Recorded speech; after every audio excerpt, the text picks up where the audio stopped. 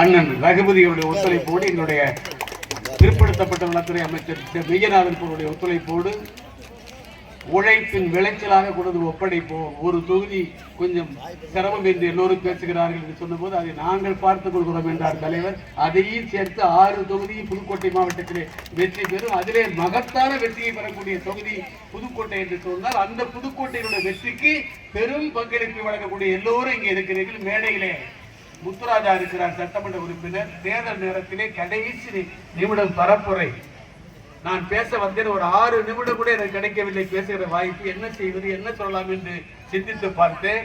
நம்முடைய முத்துராஜா அவர்களை எதிர்த்து களத்தில் நின்றவர் யார்?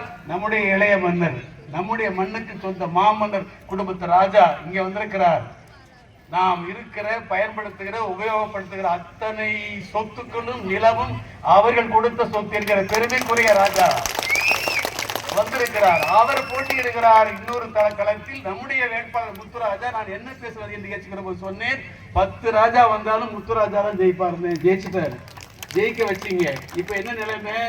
நீங்க ஓட்டுகளை எண்ணி பார்த்தால் ராமகிருஷ்ணனோ மணிமாறனோ இங்க இருக்கிற சகோதரர்களோ வாக்குகளை எண்ணுகிற போது நாம எவ்வளவு வாக்கு வித்தியாசத்தில் வெற்றி பெற்றுக்கிறோம் என்று எண்ணுகிற போது கடந்த தேர்தலில் பெற்ற வாக்குகளை பற்றி நீங்கள் கணக்கு காட்டுகிறீர்கள். இல்லை, நம்ம ராஜா பெற்ற வாக்குகளையும் சேர்த்துக் கொள்ளுங்கள். ஒட்டுமொத்த வாக்குகளும் இப்போது நம்மிடத்தில் தானே இருக்கிறது. முத்துராஜாவும் நம்ம கிட்ட இருக்கிறாரு, உண்மையான ராஜாவும் நம்ம கிட்ட இருக்கிறாரு. திராவிட முன்னேற்ற கழகத்தை தொட்டு பார்க்கிற சக்தி இந்தியாவிலே எவனுக்கு இல்லை என்பதை புதுக்கோட்டை தொகுதியிலே நிலைநாட்டுகள் என்று கேட்டு விடைபெறுகிறேன். வணக்கம்.